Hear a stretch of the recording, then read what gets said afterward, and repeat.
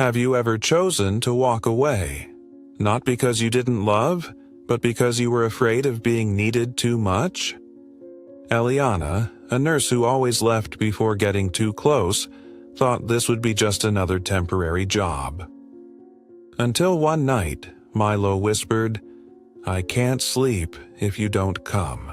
But what truly stopped her cold was when he held up a crayon drawing and called her family. She planned to leave.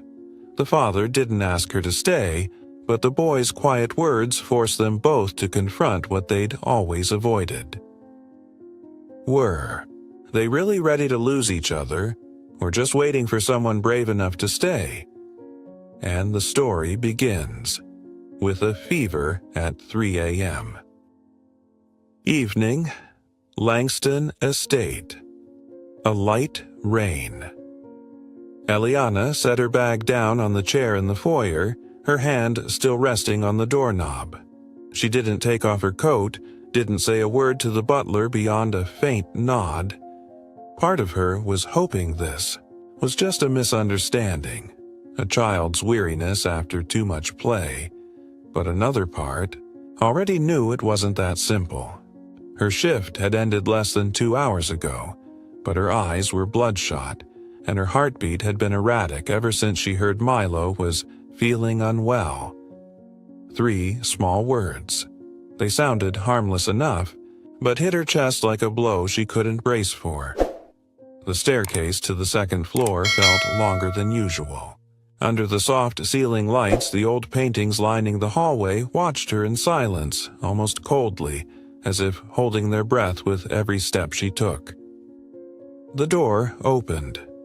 Milo was lying on his side, curled up like a wilted leaf at the start of fall. The room smelled faintly of warm milk and soft musk. The nightlight cast a golden hue across the corner, where a photo of him and his late mother hung. Eliana stepped in. Her hand went to his forehead. Warm, but not with the fever of illness. It was a different kind of warmth, like someone using a body to speak the words their heart was too afraid to say. "Milo?" she called softly, as if afraid to shatter something fragile. He didn't move. Only the blanket trembled slightly as he shrank deeper into himself. "I'm here now," Eliana said, her voice calmer. "Can you tell me how you're feeling?" Silence stretched so long, it felt like no one else was in the room. Then suddenly, the boy spoke, not turning, not looking, not even sure who he was speaking to, just words slipping out from the deepest part of him. "You weren't here. I couldn't sleep." Eliana froze. Her heart pounded like someone was knocking on it with a clenched fist. "Milo," she said, then stopped, because there was no right thing to say. "I was scared. You'd disappear." His voice cracked. Like Mom. This time, Eliana couldn't swallow the sigh caught in her throat. Her hand trembled as she took his small fingers in hers. Cold, not from the air, but from the weight of a fear too big for a child to carry. And this was the only way. He knew how to fight it, pretending to be sick. "You missed me." He didn't answer, but his hand clutched hers, not tightly, but with absolute certainty, as if letting go would make her vanish for real. A pain rose in Eliana's chest so sharp it made her want to pull her hand away. Not because she feared the boy, but because she feared herself, feared being needed, feared getting attached, feared crossing that invisible line from nurse to something that, if broken, could never be put back together. The last time she let herself care this deeply, she was just a girl. It was her mother, a hospital bed, tears falling onto a lifeless hand. She'd sworn never to let herself go through that again. But now, sitting beside a child who faked an illness just to have someone stay, she wasn't so sure anymore. Outside, the rain fell steady, like the ticking of a second hand drowning out every other choice. Inside, a child clung to her like she was the last thread holding him together. And she, the woman who always chose to step back before anything became too real, just sat there. No promises, no reassurances, not even a word of comfort, just not leaving. And in that moment, Eliana knew. Some illnesses don't need medicine. They just need someone who stays. Midnight. The rain had stopped. The small room behind Langston Estate. By the time Eliana returned to the small room behind the estate, the clock had passed midnight. She didn't turn on all the lights, just the soft yellow glow from her desk lamp spilled across the rough wall. Outside the window, the silhouette of a tree pressed against the glass, long, distorted, like memories without names. Inside, the room felt colder than she remembered. Even with the rain gone, the air was still heavy. She took off her shoes, stepping in slowly, her feet weighed down as if carrying not just the distance from the estate, but the long way back from Milo's heart to her own. Eliana couldn't sleep. Not from exhaustion, but because his handprint still lingered on the back of hers, gentle yet burning. She sat down at the edge of her bed. Almost without thinking, she reached behind her and pulled out an old wooden box from the back of the drawer. Something she'd thought of throwing away many times, but never could. Every time she opened it, it was like sharpening an old knife. It wouldn't kill her, but it cut deep enough to remind her that she had once been hurt. The box wasn't big. It had no lock, but it was heavy. Not with weight, but with what it carried. An unfinished childhood. A love that would never return. A wound she had never shown anyone. The lid creaked open. Inside was a world frozen in time. The first photo under the dim light. 8-year-old Eliana, beaming in her mother's arms. The woman in the picture had short black hair and gentle round eyes. They were sitting on a park bench, the sun soft. Above them, her mother shading Eliana with one hand, wrapping the other around her shoulder. That moment, Eliana once believed, was forever. But that same year, her mother was diagnosed with late-stage ovarian cancer. The news came after a minor stomachache. And then, everything unraveled in just 3 months.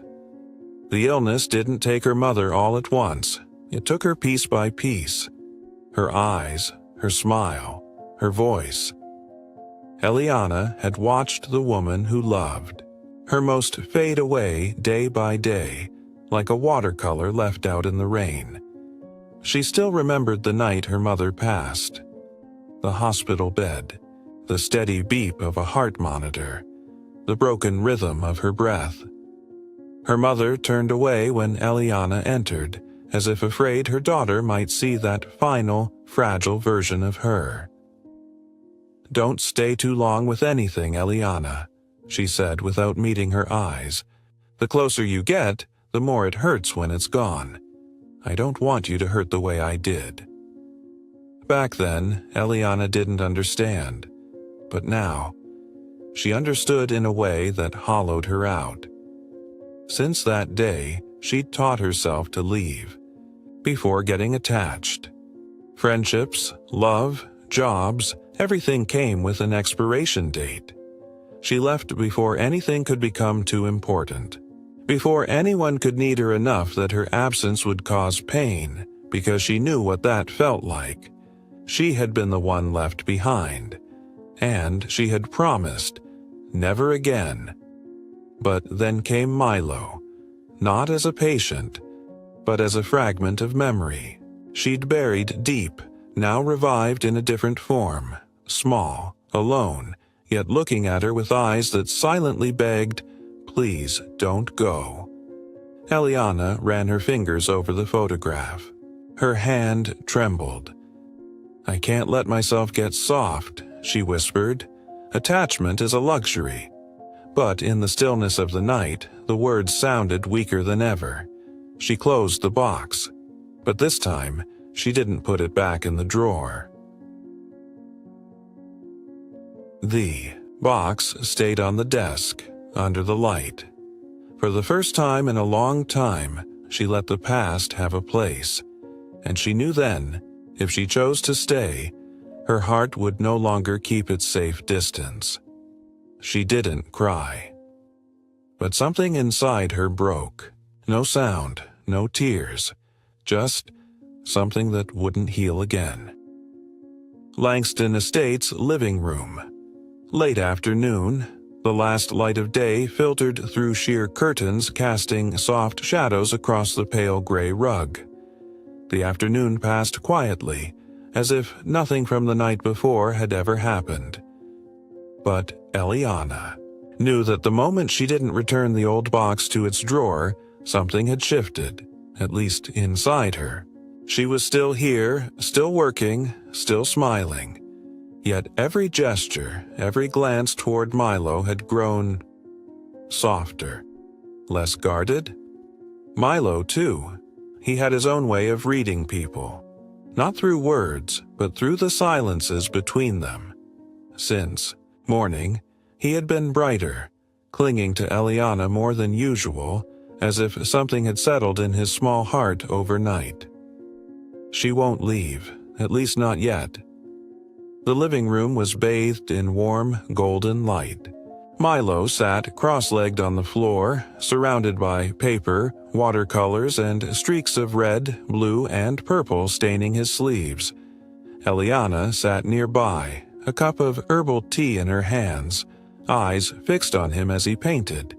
It had been a long time since she'd seen a child draw without needing prompts, painting purely from feeling.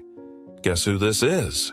Milo asked, eyes sparkling like a sunlit pond.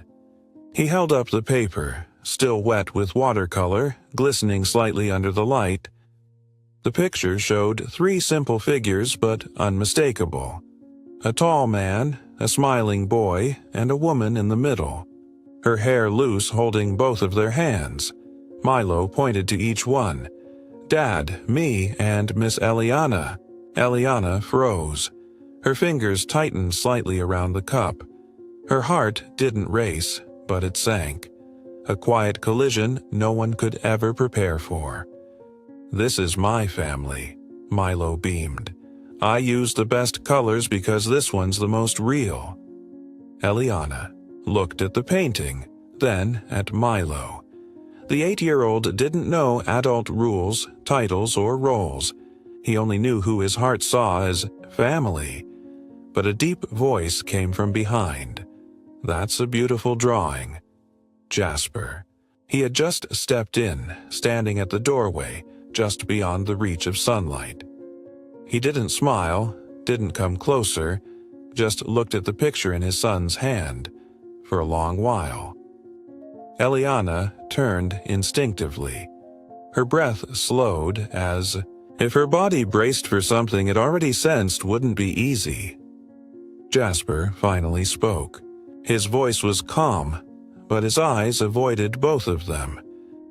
"I think you need to understand that Miss Eliana is someone who'll be leaving in a few weeks." The words dropped like a knife. No anger, no raised voice, but sharp enough to sever the delicate thread that had just begun to form. Eliana gave a small nod, reflexively, but her eyes no longer held presence, just a sadness blurred by the golden dusk. Milo turned.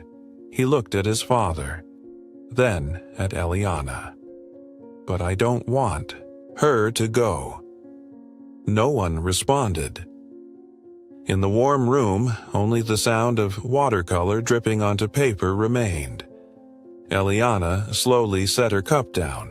Milo still held the painting, his small hands trembling, as if he feared the picture would dry before the person in it disappeared. and Eliana, the woman who had just been called family, now sat silent like a guest. She had been painted into the picture, only to be reminded there was no real place for her in it. That was when she felt it, that sense of being on the outside of something her heart had only just begun to believe was real. She smiled softly, but looked at no one, a smile impossible to define, part grateful, part wounded, part quietly admitting. I knew Milo's eyes stayed on her, not angry, not tearful, just something crystal clear, like he was waiting for her to say, "I'm staying." But Eliana didn't say it, because adults sometimes choose silence when the truth would only make things harder. And in that peaceful golden hour, a quiet truth slipped into her chest. There's no pain quite like being part of a picture that someone else has decided you don't belong in, and have you ever been erased from a picture you were still standing in? The small house behind Langston Estate, early evening, the light fading, the air colder than usual. Eliana returned to her room as the sky turned a silvery gray. Dusk stretched long shadows across the floor, casting a single thread of pale light through the window, like the last stitch holding daylight in place. She hung her coat on the rack, faint traces of watercolor still on her fingers from painting with Milo.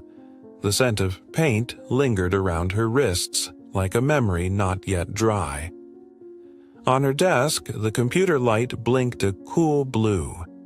A new message had arrived, as if the world had waited for the exact moment her heart felt most tired to come knocking. Eliana Hale, please respond to complete your transfer to Chicago Memorial Hospital. Official offer letter attached. Her eyes stopped at the line. She didn't reread it, didn't open the attachment. She didn't need to. She had once longed for this email, counted the days. But now that it was here, it felt eerily quiet. Her fingers hovered above the keyboard. They weren't trembling, but neither were they certain. A breeze slipped through the window crack, cool enough to make her pull a thin scarf over her shoulders. The chill wasn't from the air. It was knowing that some doors, once opened, you can't go back through. Eliana sat there for a long time. No one was telling her to go. No one was asking her to stay. But also, no one, not a single person, had said they needed her to remain. Milo's painting still lay on the desk. The colors had dried, but the image remained. 3 people, a family without title, without formality.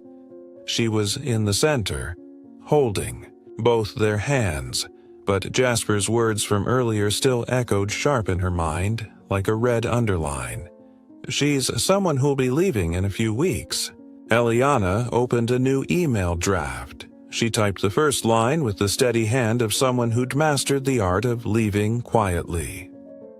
Dear Chicago Memorial Hospital, I confirm my acceptance of the offer and will be ready to transfer according to schedule. The words blurred slightly, not from tears, but because her hand trembled, just a little. Not from pain, but from regret. Regret for something that maybe hadn't even begun, yet already felt lost. She opened her drawer and pulled out a blank sheet of paper, real ink. Not an email, not a text, because some goodbyes deserve to exist in handwriting. I chose to leave, before someone gave me a reason to stay. She wrote the sentence slowly, as if each word was a heartbeat she was trying to steady. She wasn't angry. She wasn't blaming anyone. She was only afraid that if she stayed one more day, her heart would betray her reason. Eliana folded the letter, placing it beside the old photo of her and her mother. Her hand brushed the glass. Her mother's smile was still there, a soft, enduring smile of someone who never truly stayed, but also never fully left. Outside, the last of the light disappeared.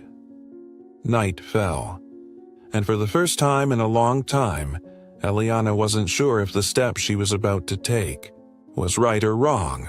She only knew that people like her, those who had lost too much, sometimes chose to leave, not because they wanted to, but because they didn't know if they were brave enough to stay. Night fell over Langston Estate like a heavy velvet curtain. The world was quiet now, wrapped in stillness, save for the soft glow of a nightlight spilling through the crack beneath Milo's door, dim and warm, like the last ember of a fire, not quite ready to die. Eliana stood just outside, her hand resting lightly on the wooden frame. She hadn't meant to go in, just wanted to take one last look before leaving in the morning. But then came a small voice from inside, shaky but unmistakable. "Miss Eliana?" She opened the door, stepped inside. Milo was sitting up, his head leaning against the pillow, wide eyes fixed on her like he'd been waiting forever. His face was marked by exhaustion, not from illness but from the kind of silent worry that eats away at the edges of a child's heart. Eliana sat down beside the bed, trying to smile, but it didn't come through. "I thought you were asleep." Milo shook his head. "I was counting the ticks of the clock.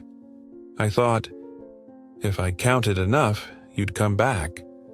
She didn't know what to say, just gently pulled the blanket up around him, her fingers brushing through his soft hair, stroking, without thinking, a gesture so tender it scared her, because it felt like a promise she wasn't sure she could keep.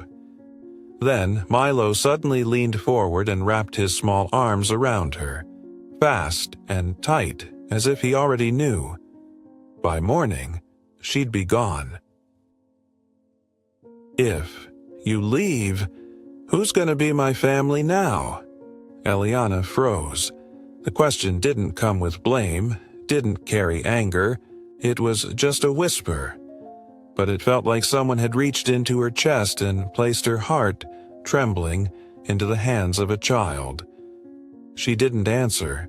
She couldn't, because anything she said would either be a lie or a promise she wasn't brave enough to make. Held in Milo's arms, her tears finally fell. Not in sobs, not in gasps. Just quiet drops, the kind of sorrow she'd held back for years. And in that moment, Eliana understood. It's easier to walk away from a job than from a child who calls you family. She held him for a long time. Long enough for him to drift off, his breathing settling against her shoulder.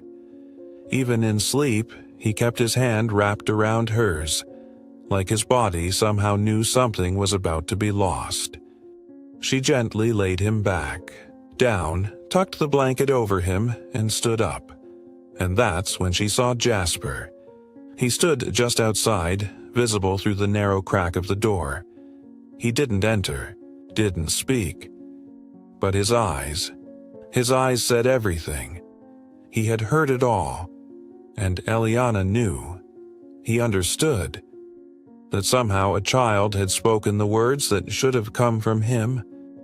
They didn't exchange glances. They didn't need to. Eliana knew he'd heard enough, and Jasper knew he might be the only one left who could still stop what was coming. She quietly pulled the door shut and walked away. For the first time, her steps weren't sure. Do you remember the last time someone called you family, and you couldn't find a way to stay?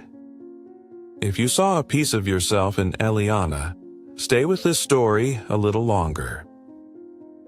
Follow along so you don't miss the moments that remind you you're not alone. Morning arrived at Langston Estate as if nothing had happened. The sky was clear, a gentle breeze passed through. The first birds landed on the second-floor balcony, chirping just like any other day. But in the kitchen downstairs, where everything remained neatly in place, something felt noticeably absent. Eliana placed the letter on the table.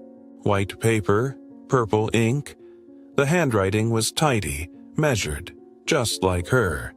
Not too long, not flowery, but each sentence cut with the precision of a thin blade, slicing straight into the softest part of the heart. She stood there for a moment, eyes fixed on the letter. Every morning, she had come here to brew tea, prep Milo's medication, organize follow-ups for the estate staff. But not today. There was nothing left to do. No reason to glance toward the hallway to see if Milo was waiting by his classroom door.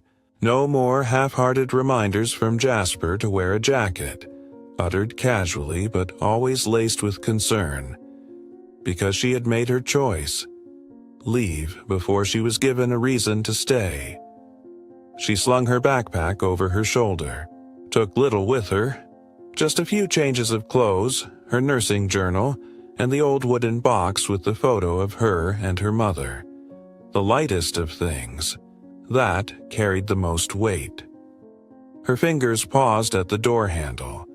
A flicker of hesitation passed through. She turned, not to look at the kitchen, but at her own reflection, faint in the window glass. Eliana's voice echoed in a quiet voiceover. Not shaky, not anguished, just breathlessly sad. I'm not leaving because I didn't love, but because I was afraid of loving too much. I thought I was strong, but when you didn't take a step closer and your son held my hand like it was the last warmth he had, I realized I'm weaker than I thought. So I left, before love could make me stay and break me all over again. She opened the door, and the light poured in. Clear, clean morning light. But not warm. Not for her. Eliana stepped out, her eyes dry. She'd cried last night in Milo's room where no one could see. This morning, she gave herself the resolve she'd always relied on. Just like every time she'd walked away before. A few minutes later, Jasper entered. He had just brought Milo downstairs, still half asleep, his head buried in the pillow, one hand reaching toward the spot where Eliana had read to him the night before. Jasper moved toward the coffee pot, but his hand froze when he saw the white envelope lying silently on the table. No name, no markings. But Jasper knew. One glance at the fold of the paper was all it took. He stood there for a long time, not touching the letter. He didn't need to read it. Not yet. He had heard her the night before, had seen Milo cling to her, and he knew. He had let her leave without a word, without stopping her, not because he didn't want her to stay, but because he thought maybe she would understand without him having to say it. But now, with the soft morning footsteps gone from the house, with no trace of her tea's floral scent in the air, he understood. He understood that silence, too, is a kind of refusal, and sometimes being refused without words hurts more than any goodbye spoken aloud. Jasper sat down across from the letter. He didn't open it, just looked at it, as if staring long enough might bring her back. But the kitchen stayed quiet. Only the steady ticking of the wall clock remained, marking the first morning he'd been left behind, and knowing deep down he deserved it. Sometimes people don't walk away because no one tried to stop them, but because they waited too long for a hand that never reached out. If you've ever been the one who stayed and opened the letter too late, then you know. Jasper closed the door to his study, his back pressing against the cold wood behind him like he needed something solid to hold the weight crashing down from inside. In that moment, the man who always knew exactly who he was, surrounded by gleaming achievements, unimaginable wealth, and a power that made most people tread carefully, was nothing more than someone who had just been left behind by a woman who didn't say a single word more. He sat at his desk. The computer screen still glowed, windows open to the estate's security feed. Without thinking, without planning, Jasper moved the cursor to the early morning timestamp, the moment Eliana left. He rewound, the first time, just to be sure. The second, to confirm that in her final glance, there was no resentment, and no hope. The third, he paused on a single frame. Eliana stood at the threshold. Her hand was already on the doorknob, but she didn't leave right away. She paused for a few seconds, her shoulders faintly trembling, like someone caught between turning back and walking away. And then, she didn't turn back, she just stepped through. He stared at that frozen image for a long time, the air in the study tightening, each second dragging heavier than gravity. In the past, Jasper had made business decisions in minutes. To fire a senior executive, all it took was one flawed report. To close a major deal, just a nod. But keeping a woman, there was no contract for that, and Jasper Langston, the man who made the financial world hold its breath, had lost. Completely. He turned the audio on. Eliana hadn't said anything as she left. No last words, no goodbye. Just her breath, quiet, barely caught by the mic, like an invisible cut digging deeper with every second. Jasper scrubbed back through the footage from the night before. He watched Eliana leaving Milo's room, her eyes swollen, her hands shaking as she closed the door. His son, their son, had asked the question Jasper himself hadn't dared to. If you leave, who's going to be my family now? And Eliana didn't answer. Because maybe that question wasn't hers to answer. It should have been Jasper. He should have been the one to step in, tell his son, she's not going anywhere. He should have held on to her with something more than silence and distant words. But he hadn't done anything. And now, Eliana was gone. Milo still hadn't woken up. And the house, quiet as a mausoleum of memories, wrapped itself around Jasper as he sat there. Eyes red, but no tears. Because he'd spent his entire life learning how to hold tears in. Since he was 11, when his mother died of a stroke and his father didn't make it home in time, Jasper had learned his first lesson. Love doesn't keep people from leaving. Since then, he'd learned to hold on through money, power, contracts, long-term plans. He just never learned how to hold on with his heart. He muttered, his voice raspy, sunken deep in his chest. I thought, you just know you mattered. I thought not saying anything, not holding you back, would make you feel free. He let out a low, bitter laugh.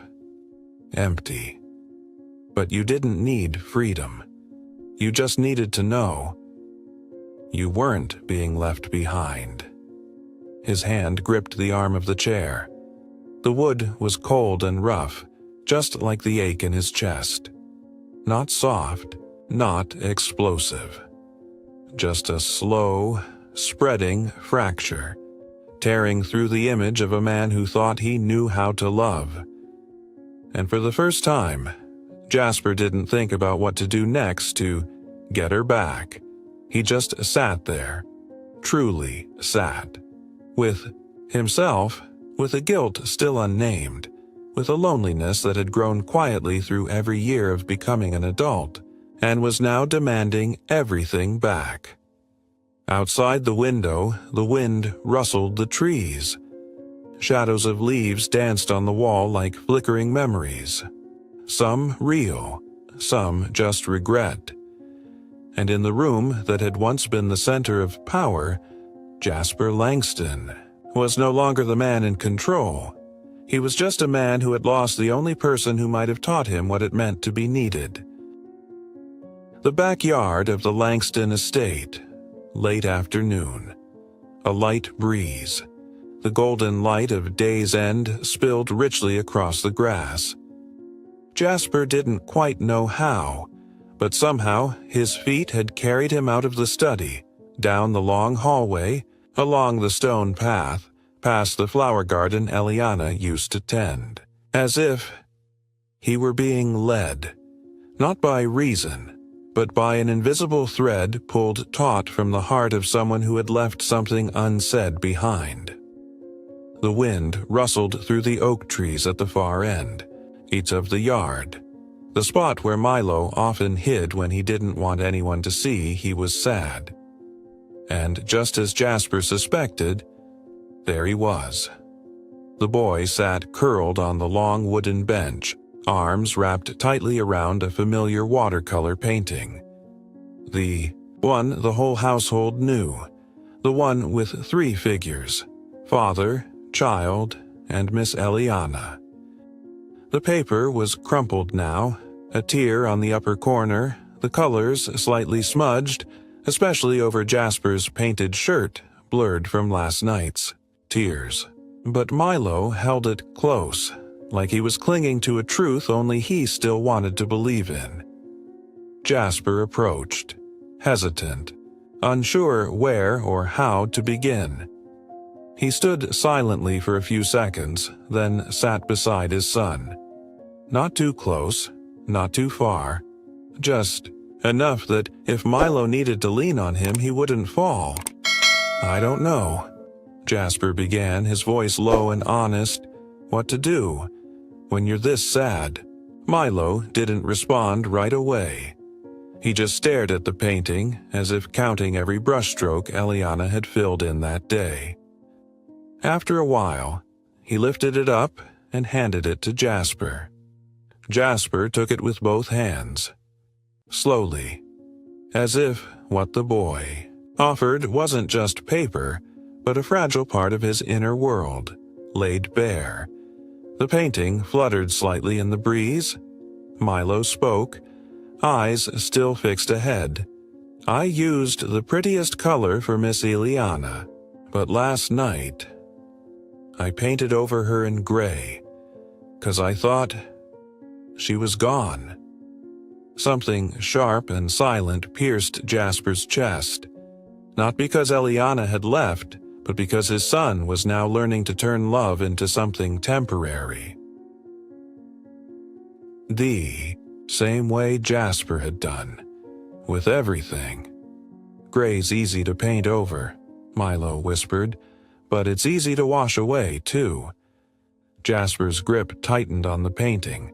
He looked at his son, voice rough. "I've never been good with words. I thought staying quiet was the safest way, not to hurt anyone." Milo turned to him, eyes locked, not blinking. "But she left." For the first time, Jasper didn't look away. He nodded.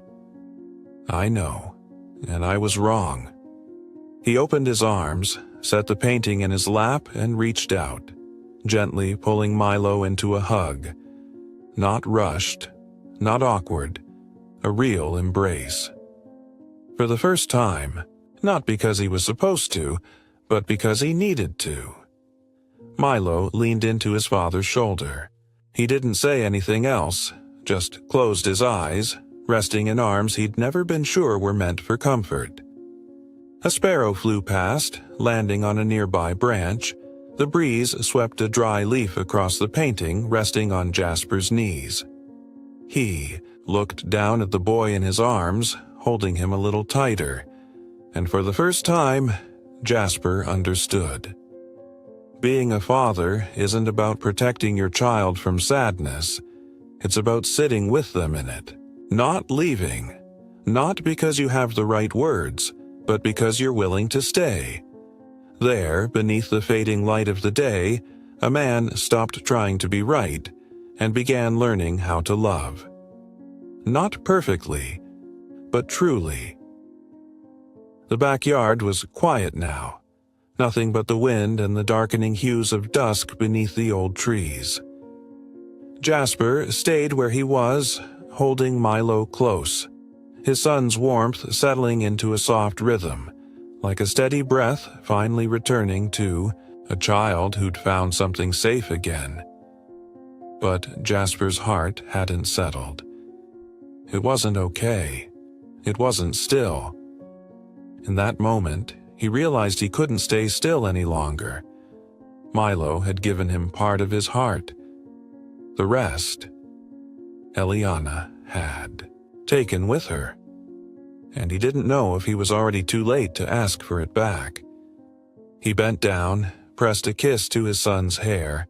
Milo had fallen asleep, still clutching the crumpled painting. In it, Miss Eliana was still smiling, painted in gray. Jasper stood, quietly. He moved through the hallway without a word, without telling anyone where he was going. He just kept walking, grabbed the car keys.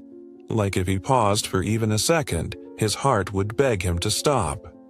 The car pulled out just as the last rays of sunlight scorched the horizon, as if the sky itself were warning him. You'll lose her for real, if you hesitate any longer. He didn't know exactly where Eliana was, but memories began piecing themselves together, fragments of a night long ago, words she'd said on a quiet shift. The night I thought about quitting this job, I sat at a bus stop after my shift, not waiting for anyone, not wanting to go home. I just needed to sit there long enough to feel like I still existed. Back then, Jasper hadn't paid much attention, but now every word cut sharp.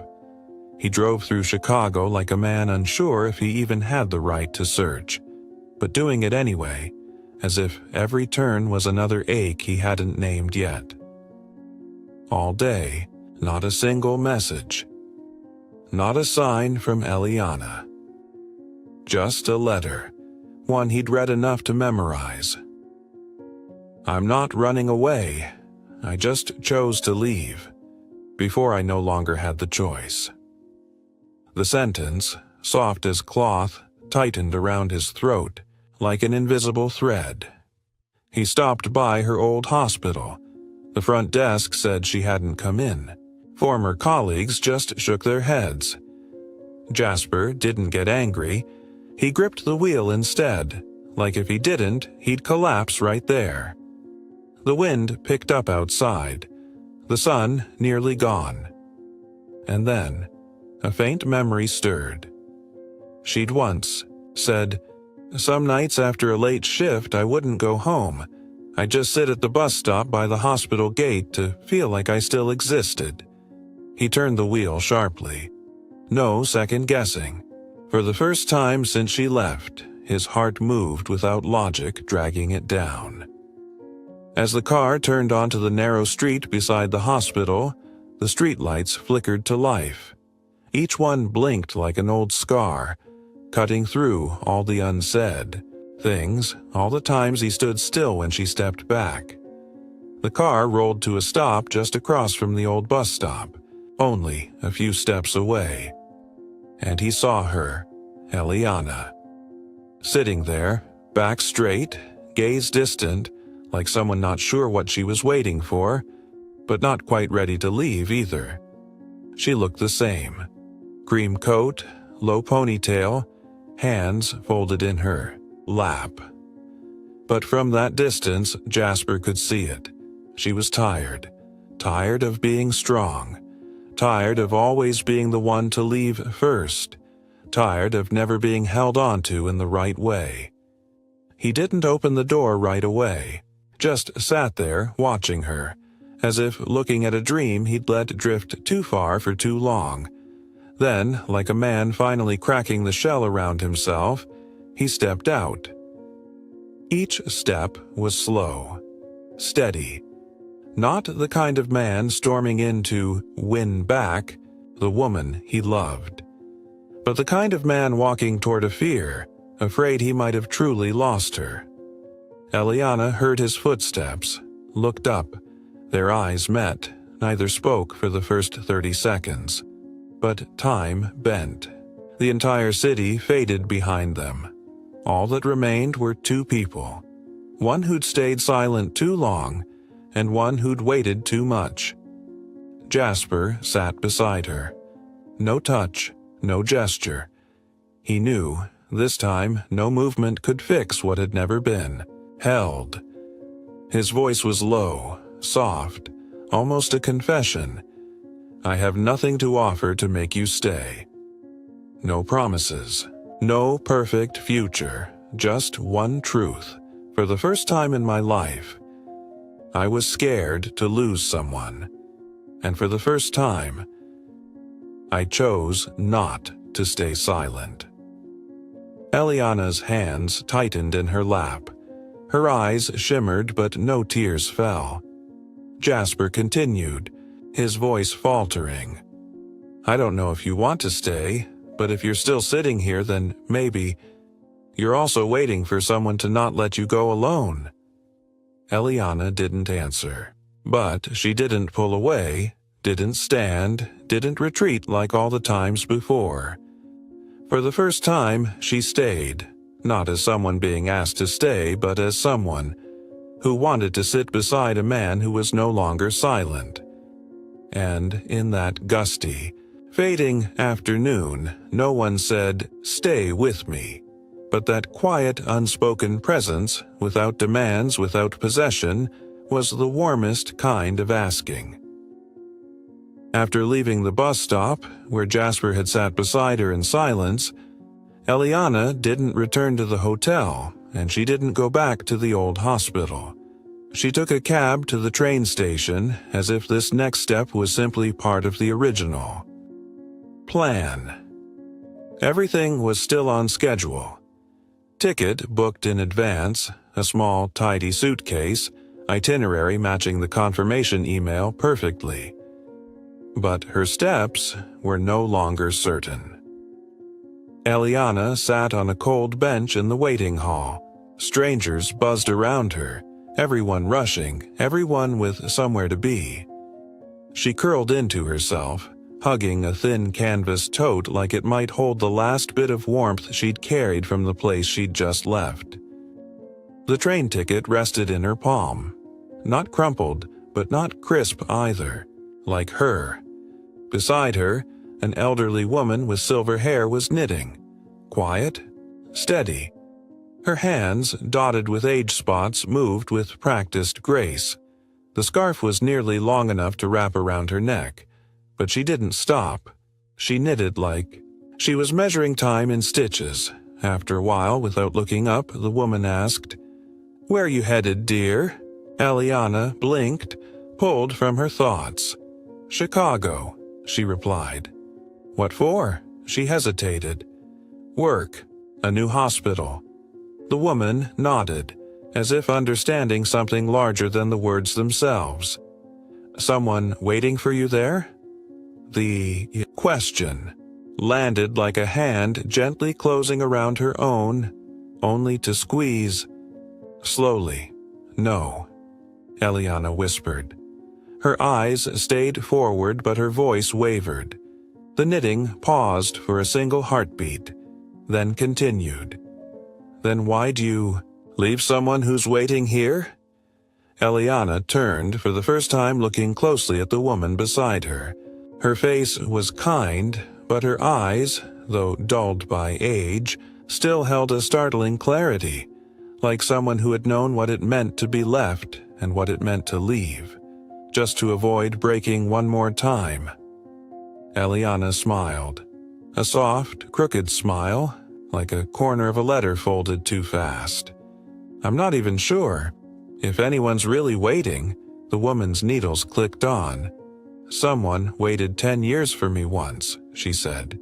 "No calls, no letters, but every morning he'd sit on the same porch chair, just in case I came back, so he wouldn't miss me." Eliana looked down at her ticket. A ray of late-afternoon sunlight cut through the station glass, landing directly on the faded print Line 8, Chicago Union Station, 6:05 p.m. She glanced at her watch. 5:34 p.m. The loudspeaker announced a departing train. Not hers, but still, the sound made her flinch, not because she was late, but because she wasn't sure if she should get on. The old woman glanced her way again. "Sometimes we don't go to the place that's better," she said softly.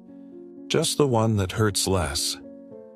Eliana murmured, "I'm used to being the one who leaves, before someone decides they don't need me anymore. Or maybe," the woman said gently, cutting in, "before you realize someone already does." Eliana froze. Her shoulders trembled. She didn't cry, but her throat tightened, caught on a sentence she hadn't found the courage to finish.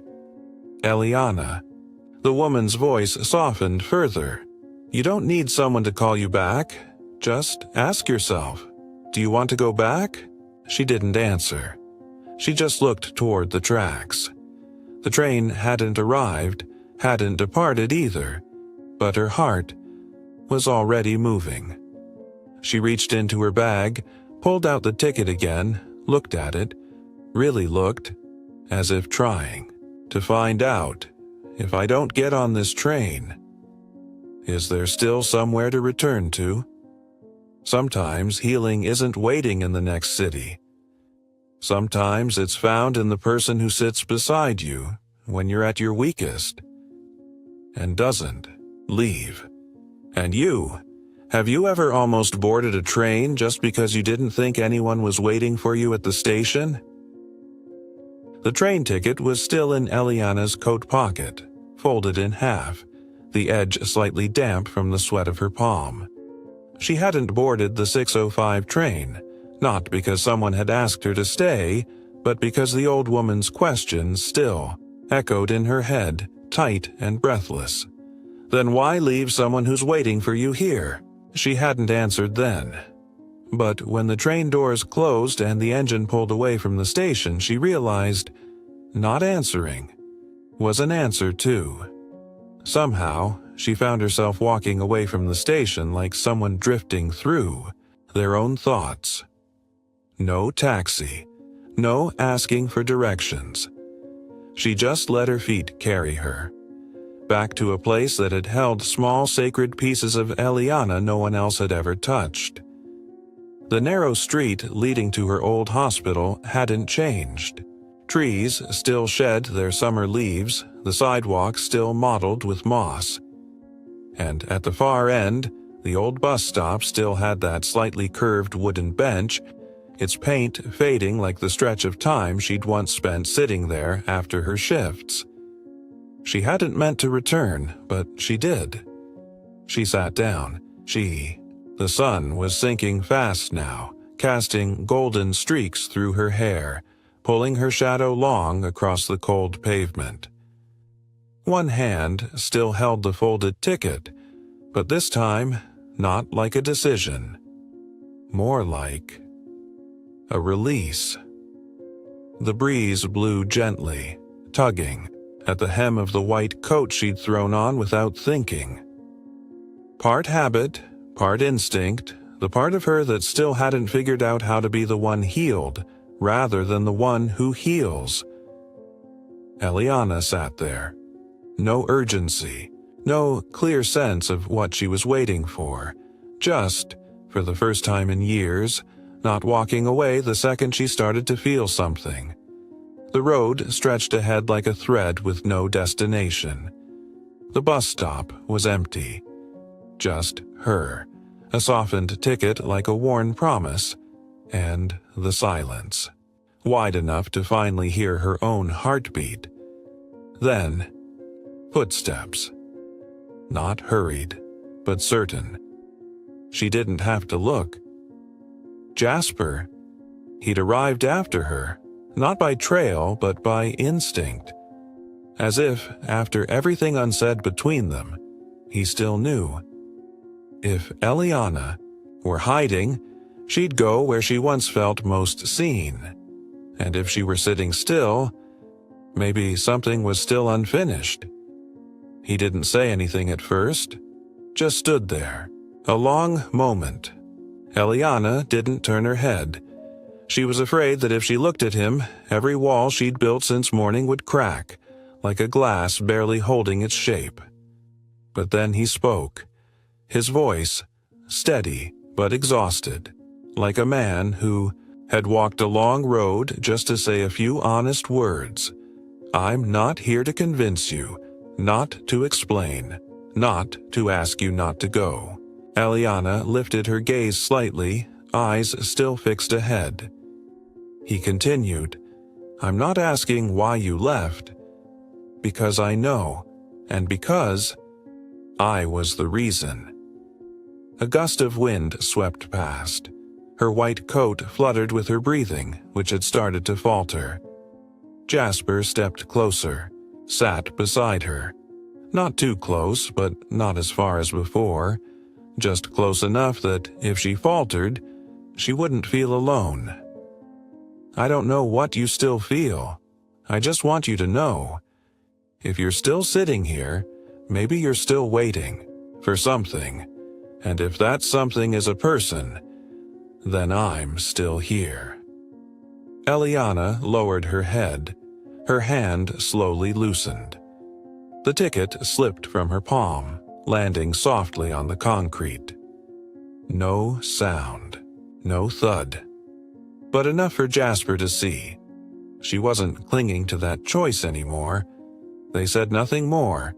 Didn't ask if they'd eaten, didn't ask if they'd slept, didn't ask if they missed each other or if they were angry. They just sat there, in the late afternoon, in the middle of missed moments, in the middle of all the things they'd once wanted to say but never did. A bus came and went. Neither of them stood up. Eliana looked up at the sky, now tinged with deep amber. Don't know where to start again, she whispered, so soft it barely carried. Jasper replied without turning, You don't have to start over. You just have to stay. From today. Eliana closed her eyes, and for the first time, she didn't feel like someone being held back. She felt chosen to stay. Sometimes don't go doesn't need to be spoken aloud. Sometimes it's enough just to have someone sit beside you long enough to show you you don't have to leave anymore. After leaving the bus stop, Eliana didn't ask Jasper, Where are we going? She didn't say anything at all. She simply walked beside him, quietly, because sometimes just having someone walk with you is enough to soften the pain that hasn't quite healed. They turned down a narrow street near the station, where the last light of day filtered through foggy window panes and fell onto the pavement like something remembered. At the end of the block stood an old cafe, small front, a weathered wooden sign, a few child-sized wooden chairs tucked near the window, and inside, a warm amber light quietly embracing everything it touched. Eliana stepped in first, slowly. The faint scent of baked cinnamon lingered from the pastry counter, blending with the aged aroma of roasted coffee. Subtle, but enough to make her feel normal. And right now, normal felt like a luxury. They chose a window table. Outside, the buses passed by less and less as the street quieted. Inside, the soft clink of spoons against glass, an old jazz tune playing low, and the silence, settled between two people facing each other. Eliana leaned gently back in her chair, both hands wrapped around a cup of hot cocoa. She didn't drink, she just held it, as if afraid the warmth might vanish if she let go. Jasper sat across from her. He didn't stare, just bowed his head slightly, fingers gently turning the handle of his coffee cup. A small, repetitive movement, the kind someone makes when trying not to say what they shouldn't. After a while, he was the one to break the silence. "I didn't come here to make you stay." His voice was low, not pleading, just a breath that had waited too long to be let out. "Not to explain or defend myself." He looked down at the weathered wooden table, then up again, this time straight into her eyes. "I came because for the first time, I understand what you're afraid of." Eliana pressed her lips together, didn't respond right away, but something in her eyes flickered, just slightly. "I'm afraid of being needed," she said softly, as if confessing. To herself, more than to him. "Because one day when they don't need me anymore, I won't know who I am." Jasper nodded. He didn't interrupt. "I used to think giving you freedom was the right way to love you," he said. "No pressure, no holding you down, no pushing you to a place where you'd feel trapped." He exhaled, slow and long. But freedom, without presence, is just another way of disappearing. Outside, the sky had begun to darken. The last sunlight slipped, away from the windows, leaving behind a soft ash-gold glow on the cafe floor. Eliana's hands tightened slightly around the cocoa. He spoke again, slower now, each word weighed carefully. "If you need time, I'll wait, not to keep you, not to earn anything, just so that if you ever decide to come back, you won't have to return alone." Eliana lifted her gaze. Her eyes no longer held defense. But they didn't hold certainty either. They held the kind of look only found in a woman deeply scarred, still trembling, still unsure, but daring to believe again, one breath at a time. "You know," she said gently, "waiting isn't easy, it's uncertain, and it might be for nothing." Jasper nodded without hesitation.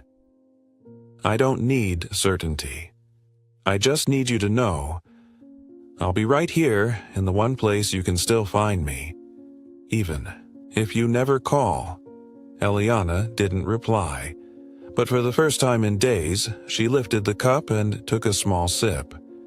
The cocoa touched her tongue, warm, soft, sweet, like a quiet whisper to herself. Try believing again. Not in the person across from you, but in your own heart. They didn't speak after that. But in the silence, something real was beginning to take root. A kind of love that doesn't possess, doesn't demand, doesn't insist on certainty. Just someone, truly willing to sit and stay. The rain had stopped earlier that afternoon, and in the stillness of the Langston estate, only the faint rustling of damp leaves against the window frame remained, and the quiet warmth of Milo's room, where Eliana now stepped in after nearly a week away.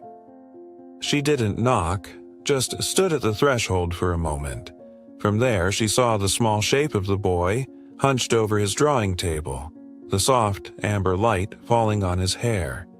His fingers held a pencil tightly, his face focused, intent, but not joyful.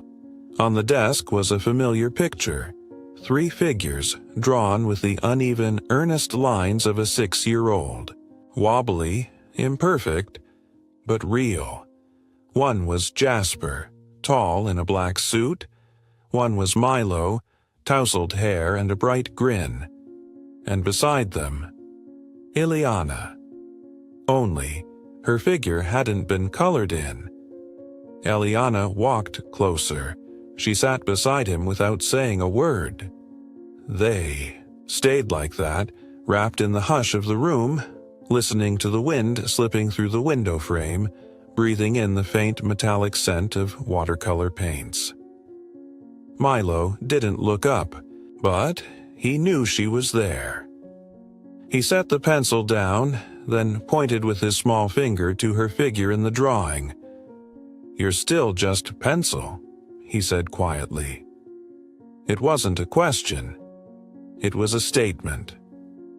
Eliana turned to him, caught off guard by the choice of words. "Pencil?" she asked gently. "What does that mean, sweetheart?" "It means—" "Not yet," he replied, still staring at the page, "because I'm not sure you'll stay. And crayons, they're hard to erase." The words landed like a sigh long held in the chest. Eliana didn't know what to say. Her hand rested lightly on the edge of the desk, eyes fixed on her faint outline on the page. Unfinished, uncertain, like her place in his world. A pencil line, easy to smudge, easy to forget. But maybe, for Milo, it was the line that held the most hope. "I don't want to mess up my picture," he added, turning to her now, "so I didn't color it yet. I'm scared. Once I do, I can't undo it." Eliana said nothing. She had once believed leaving was the safest way to avoid being hurt. But she'd forgotten that some children, even without the words, remember every departure, marked in pencil. "I'm trying," she whispered, almost confessing it to herself, "to be someone worth coloring in, to be someone who gets to stay in your picture." Milo didn't answer. He simply leaned down and opened the cap of the purple marker, the one that matched the first blouse Eliana ever wore when they met. His hand trembled slightly as he held it, not from cold, but because he was about to do the bravest thing a child could do for an adult, make space for them again in his heart. He colored, not fast, not bold, but carefully and with quiet truth, and in every stroke. Eliana was no longer a faint, erasable line. She was present. When the drawing was finished, Milo set the marker down without a word.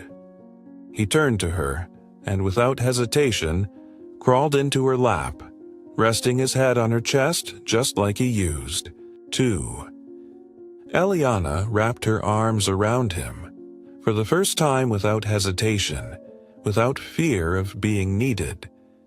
Because now she knew, being allowed to stay in someone's heart doesn't begin with a promise. It begins with the courage to not walk away while they're still coloring you in. The garden behind Langston Estate. Dusk settling. A cool breeze. Leaves swaying gently under the last golden light of day. The afternoon had passed slowly, as if time itself understood that some things in the human heart needed more than just a moment to be released. Eliana stepped into the garden once Milo had fallen asleep. The soft glow from his bedroom spilled across her back as she walked, her feet pressing lightly against the grass still damp from the morning rain. The scent of wet earth and fresh greenery hung in the air, calm and grounding. She hadn't gone, looking for Jasper, but deep down she knew he would be there. And he was. Jasper sat on the wooden bench beneath the old maple tree, where he'd read books with Milo many times before. He saw her coming, but didn't get up. He simply shifted slightly, making room beside him should she choose to sit. Eliana didn't sit. She stood across from him, her hands gently laced in front of her. After a long silence, she spoke. Not coldly, not accusing, but with a depth that ran like an underground river. "Do you know what scares me the most?" Jasper looked up. He didn't answer. She took a slow, steady breath. "I've seen you change. Truly. But I'm scared. It's just a moment, a temporary effort, a version of you that fades like mist. And then you'll go back to being distant, absent, unfeeling, and then I'll be the one who gets hurt." Again, the breeze lifted strands of her hair across her cheek. She didn't push them away. Her eyes stayed on him, steady, but behind them was a heart trembling with hope and fear in equal measure, wanting to believe, but already bracing for the fall. Jasper didn't speak right away. He looked down at his hands, then up at the sky where the color was fading and a few stars had begun to peek through. "I won't promise," he said, his eager voice rough, like someone who had carried too much for too long. "Not that I'll always get it right, or always be good, or know how to love the way I should. I only know, if I ever hurt you again, whether by accident or by falling back into old ways," he looked into her eyes, "this time I won't leave, I'll stay.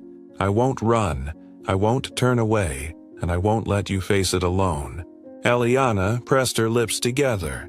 A single tear rolled down, quiet without a sound, but heavier than any words she'd ever spoken. "I know it's not easy for you to trust again," Jasper added, slower now. "You can walk away at any time, and I won't stop you, but I won't retreat anymore, because loving you isn't about convincing you to believe. It's about staying, even when you're not ready to move forward." Eliana sat down. Slowly, as if her heart was placing one tentative foot on the ground, testing to see if it would still shake. She didn't look at him, just at her hands resting on her lap. Then she said softly, "Do you know, when a woman has been left before, even when someone steps toward her, she's still preparing to be left again?" Jasper nodded. He didn't interrupt. She turned toward him. Her eyes weren't teary anymore, but they were tired. "I don't need a promise. I just need that if one day I break, you won't be silent. You won't be cold. You won't turn away." He gently extended his hand, not to touch her, just to offer it, open, leaving space for her to choose on her own terms. Eliana looked at his hand for a moment, then placed hers in his. No grip, no kiss, no words, just, for the first time, she didn't pull away. And Jasper, for the first time, didn't push her away with the silence he'd grown too used to calling protection. The evening breeze drifted gently across the garden behind Langston Estate, like a lullaby sung at the end of summer. The last rays of sunlight stretched across the grass, shimmering with the kind of softness only those who've truly known pain can learn to cherish. Eliana sat between Jasper and Milo. No one had planned it. No one had called the others out. And yet they were all there, on this quiet, windless evening, as if bound by a silent agreement between hearts that once pulled in opposite directions but had never truly let go. A thin blanket lay spread beneath, the old oak tree, where Jasper used to read stories to Milo whenever the boy was sick.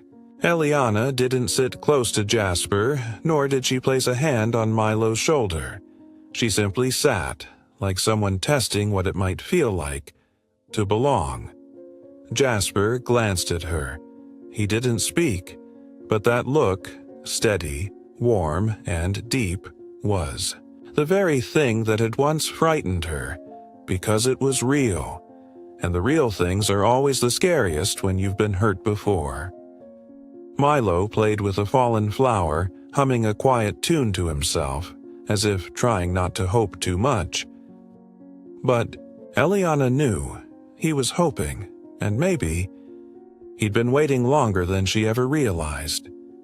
She looked at Milo, then at Jasper, then forward, toward the open sky, where the fading light touched the fields just beyond the fence. And in that moment, no logic could break through. Only one truth remained. If she didn't speak now, she might regret it for the rest of her life. Eliana drew in a breath. "I don't know what the future looks like," she began, her voice unsteady but sure. "I can't promise I'll always stay. I can't promise what might happen." She turned to Milo. He looked up, his eyes clear as glass, wide and still. "But if you'll have me." Her voice caught, her eyes wet. Then, "Tonight, I'm staying." The moment froze, like someone had pressed pause on time. No one moved. No one interrupted, and then, as if something invisible finally let go, Milo stood. He didn't rush into her arms like before. He walked, slowly, deliberately, toward Eliana, and looked her straight in the eyes. Not with the gaze of a child, but of someone who had lost a mother, someone who had watched adults walk away when he needed them most. "I've been waiting for that day," he said. Then, he wrapped his arms around her. Tight. Eliana cried, not from overwhelm, but because, for the first time, her tears weren't weakness. They were release. Like a door had opened in her chest, and inside was a kind of home she never thought she'd be allowed to enter. Jasper reached for her hand. He didn't squeeze, he didn't pull. It was just a gentle touch, but enough for her to know. If one day she trembled with fear, he'd still be there. Beside her, not speaking, but not leaving. Some families are born from blood. Others are born from someone willing to stay, even before you believe you're worth staying for.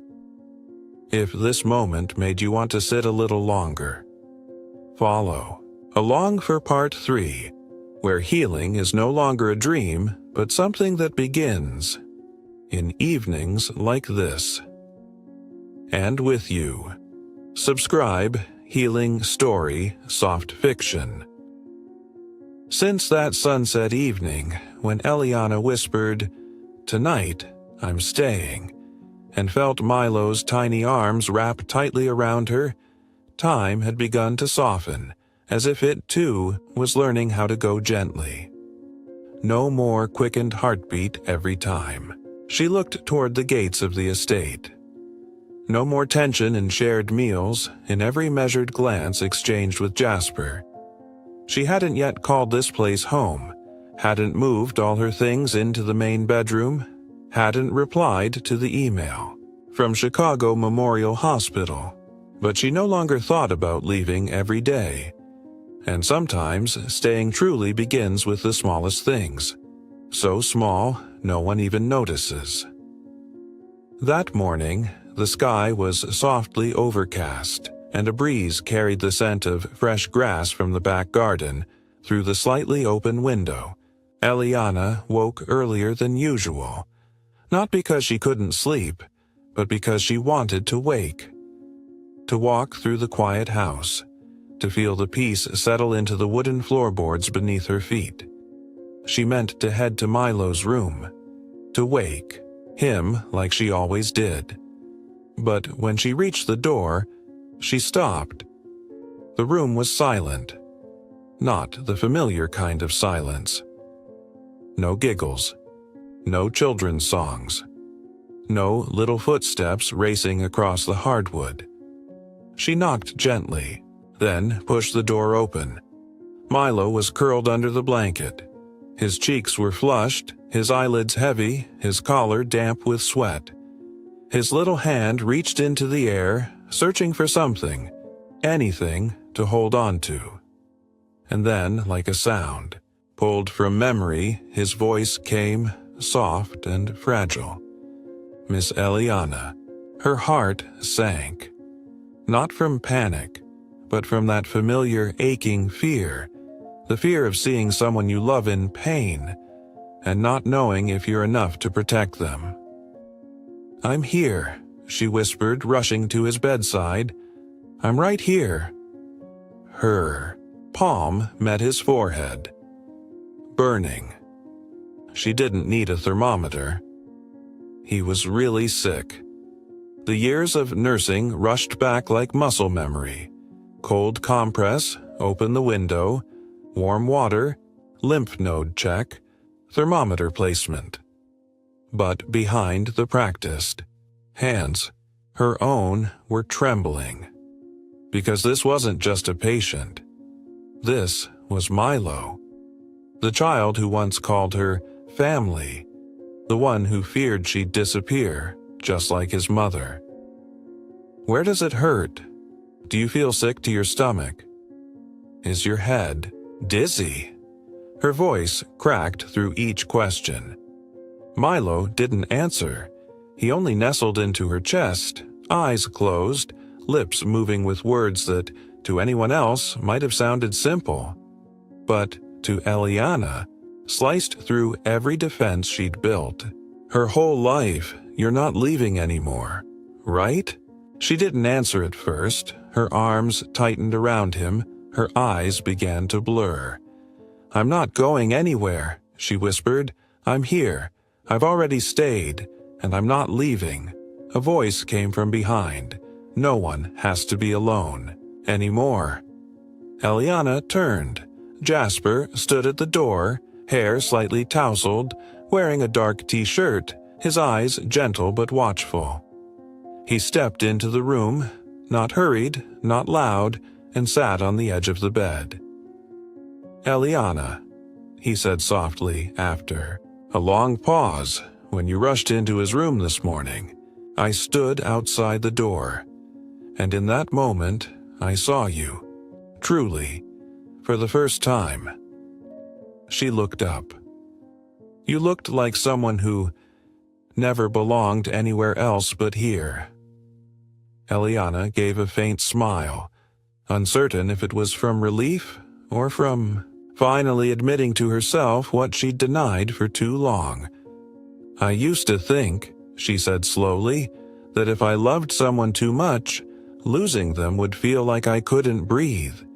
And because I was afraid of that pain, I always stepped back early, never letting anyone know how much I needed them. But it turns out, what hurts more than losing is when someone you love needs you, and you can't do anything for them." Jasper reached for her hand. He didn't grip it, he didn't pull, just held it gently enough to say, "I'm here, and I'm not going anywhere." Milo's breathing was steady now. His fever had begun to break. Eliana felt lighter, but she didn't want to leave his side. She rested her cheek against his forehead, letting the soft warmth of his breath settle on her skin. And in that stillness, something unfamiliar washed over her.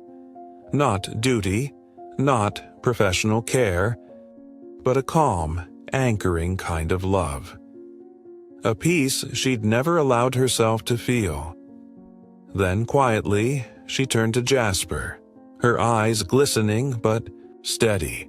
"Family isn't easy to hold on to," she said, "but I'm not running anymore."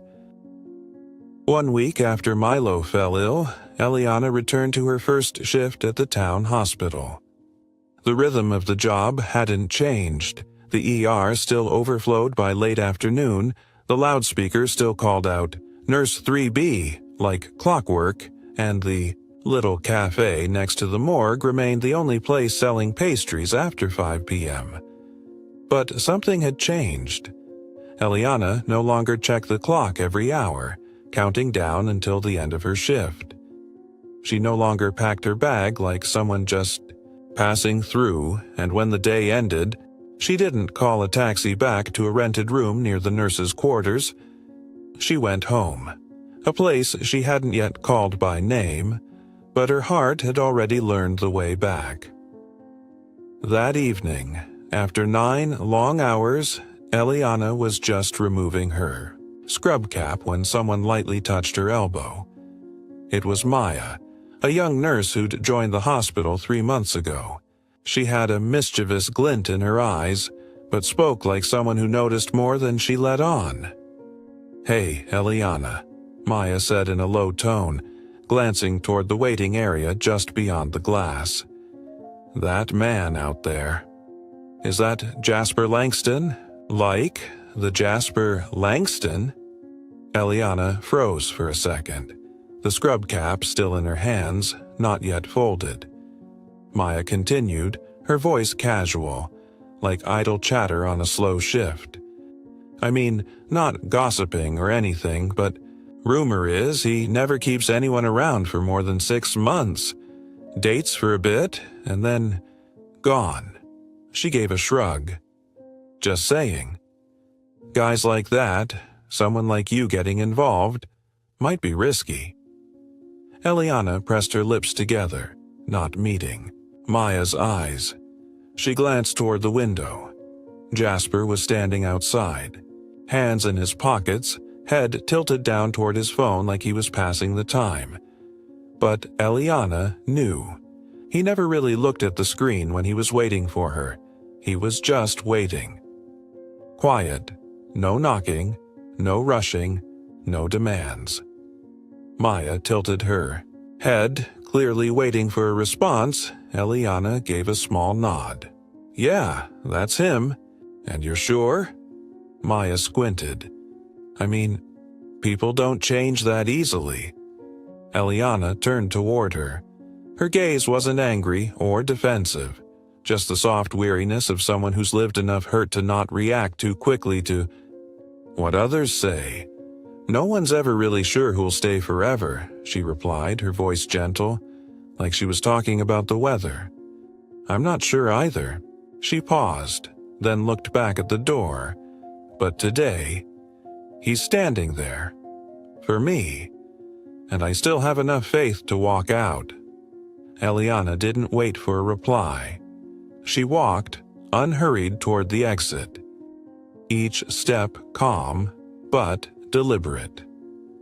Jasper looked up as she approached. He smiled, not the charming kind from the past, but a soft, knowing smile from someone who understood he wasn't perfect. And still chose to show up. Eliana didn't say anything. She simply held out the scrub cap she hadn't yet tucked away. "Hold this for me, would you?" Jasper took it, no questions asked. They walked together toward the car. No one said, "Let's go home," but they both knew that's where they were headed. People will remember the times you were hurt.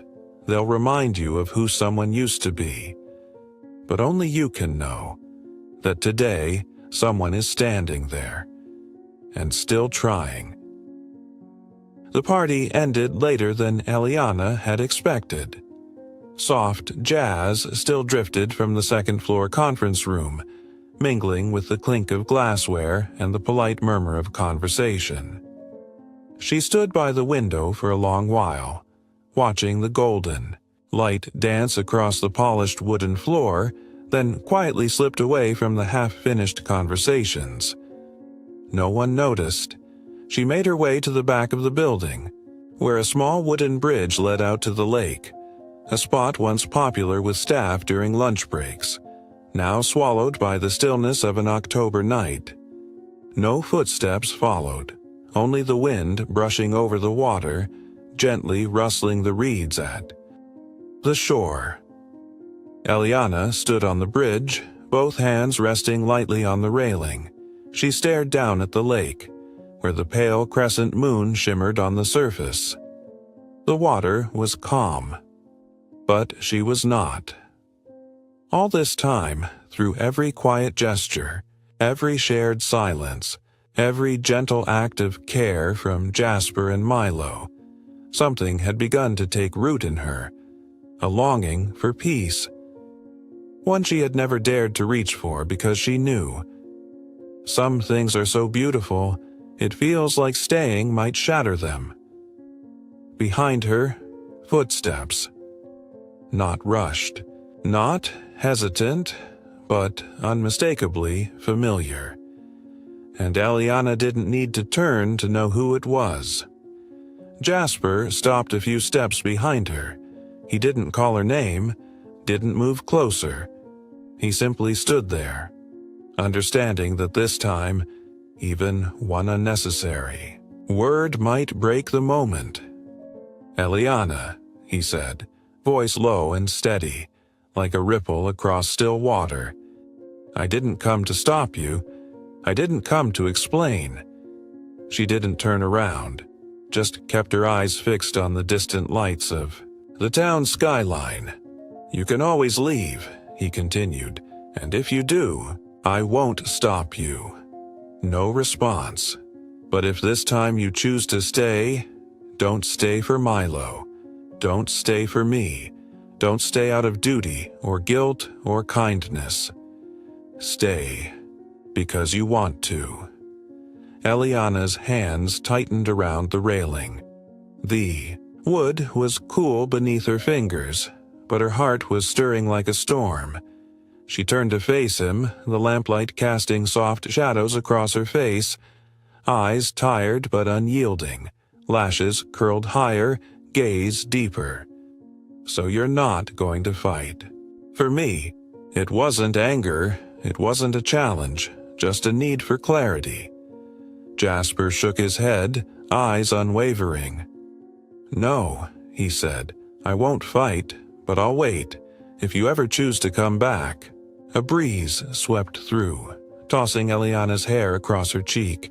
She tucked a strand behind her ear, took a breath, then said, "I used to think that if I stayed and everything changed, the pain would destroy me.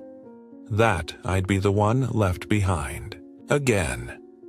Jasper nodded, like someone who had faced that same fear himself.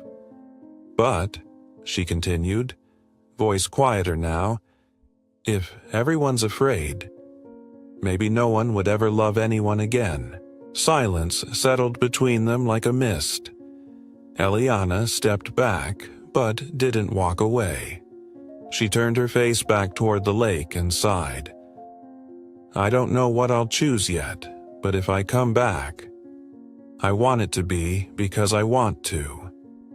Not because someone's waiting, not because someone needs me, not because someone asked me to."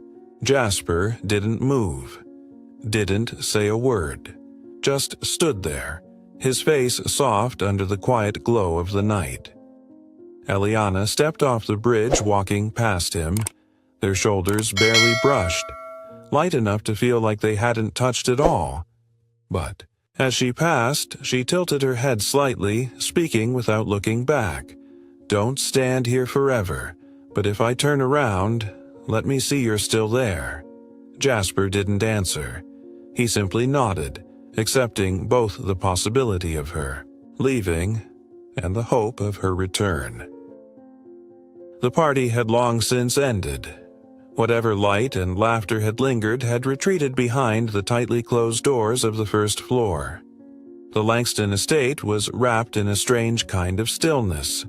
Not loneliness, but the kind of quiet that settles when everyone in the house is quietly sorting through their own thoughts. Eliana changed out of her dress, removed her jewelry, washed her face. Everything followed the rhythm of routine. Nothing about her movements suggested a special night had just passed. But when she stood before the mirror, something in her reflection felt unfamiliar. Not from fatigue, but from something in her eyes, softened, blurred. As if, for the first time in a long while, Eliana had allowed herself to touch a part of her heart she used to label dangerous. She couldn't go to sleep yet. Something pulled her down the second-floor hallway to the small gray room where a fox-shaped nightlight always stayed on a little longer than it needed to. Milo's door was ajar. Warm strip of light spilled from the crack, painting the floor like a line of spilled milk. Gentle, but aching. She knocked softly. No response. She pushed the door open. Milo was still awake. He sat on the bed, hugging a pillow, his hair tousled, cheeks flushed from restless sleep. The nightlight cast its amber hue over half his face, giving him a look both dreamy and alert, like someone bracing for a loss they know could happen, but still hope won't. On his desk, few scattered drawings lay visible. Among them, Eliana spotted the drawing, the one that had once made her chest cave in during Chapter 1. Only now, the part of the picture that had been her was erased. A faint pencil outline remained, the paper thinned from too much rubbing. Milo looked up. No greeting, no smile.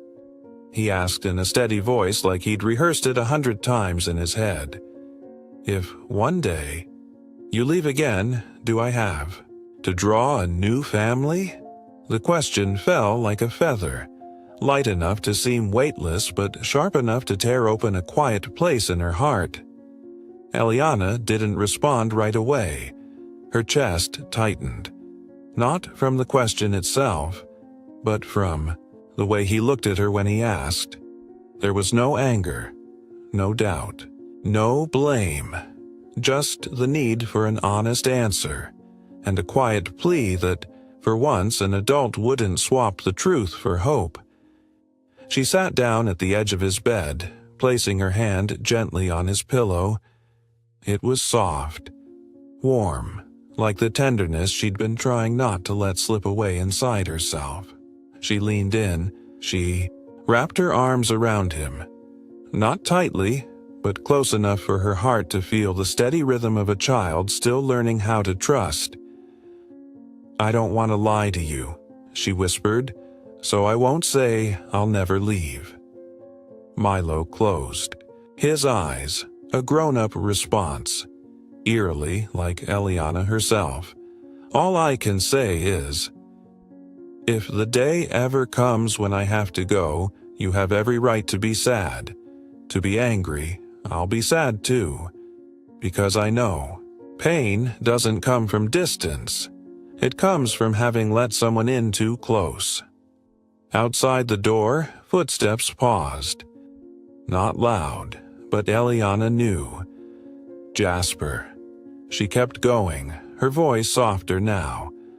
"But if I choose to stay, this time, I'll stay all the way. Not because you need me, but because I need to." Milo said nothing. Eliana gently brushed his hair back. It felt like touching a fragile trust, one that could snap if not handled with both hands. She went on. "There's only one thing. I can promise. I won't teach you how to leave when what you deserve to learn is how someone chooses to stay." At last, Milo opened his eyes. He reached out, placing his hand atop hers. No grip. No words. Just a silent kind of acceptance. A promise only a child dares to offer without any contract to protect it. Outside the door, Jasper heard it all. He didn't step in, didn't intrude on a moment that wasn't his to take. He only stood there, head bowed, a single warm tear slid down his cheek. Not from weakness, but because for the first time, the man who once believed financial stability was enough to provide for his son understood something deeper. What Milo needed most was a mother who chose to stay, and he knew that woman was here now. Not the hesitant Eliana from before, but the Eliana of tonight, brave enough to tell a child, "If one day I leave, you're allowed to be sad. But if I stay, I'm staying too." The end. Adults often leave too early, afraid of being hurt, but some children don't get that choice. They only learn to quietly erase someone from their family drawing and try to get used to the empty space. A few months later. Just another quiet morning, like all the things in life that last the longest. Autumn sunlight filtered softly through the curtains, landing on the plush rug that blanketed the living room floor. The air had turned brisk. The smell of coffee drifted gently through the house, blending with the sound of crayons gliding across paper and the low murmur of an old radio tucked onto the bookshelf. Eliana leaned over to water the lavender plant by the window, freshly bloomed.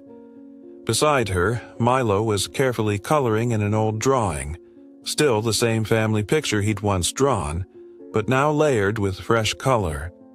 Brighter, bolder. Every line looked deliberate now, no longer the faint pencil strokes of something temporary. Eliana glanced over and smiled, but then paused. There was a small tear at the bottom left corner of the paper, like someone had once crumpled it, then smoothed it back out. She leaned in and asked, her voice no louder than a whisper, "When did this tear happen?" Milo looked up, eyes bright beneath his fringe of hair. "When I thought you were gone," he said. "I got mad, and I ripped it by accident." Eliana sat down beside him, her hand resting gently on the edge of the table. "Do you want to start over? Draw a new one?" Milo shook his head, quickly, without hesitation. "No, the tear is part of it." The words caught Eliana off guard for a moment. She looked at him, moved and somehow humbled. At an age far too young, Milo had already understood something most adults still fumble through. That damage doesn't have to be erased, it can remain part of the story, as long as we keep coloring afterward. In the kitchen, Jasper stood, pouring coffee. He didn't step in, didn't speak, just glanced quietly from behind the curtain, still adjusting to the idea that he truly belonged in that drawing now. Eliana turned back to Milo. She brushed her fingers gently through his hair. "No. More questions, just a quiet sentence, part reminder, part revelation. Maybe. Family doesn't have to be flawless. Maybe it just has to be the kind that stays when someone else is still hurting." And so they sat. One grown-up, one child, and behind them, a man who had finally learned to love without control. There was no sweeping music, no soaring violins, just an ordinary morning. But within that ordinariness, something had quietly become forever. No one said, "Forever love." No one proposed. There were no rings, no ceremony, but no one left. Not every family begins with a promise. Not every ending needs a wedding. Some families begin when someone who once walked away chooses to stay, and someone who once stayed silent chooses not to turn away. Thank you for walking this journey with Eliana, Jasper, and Milo. If this story gave you a reason to pause, to breathe, or remember something you tucked away, hit follow and stay for the next journey of healing.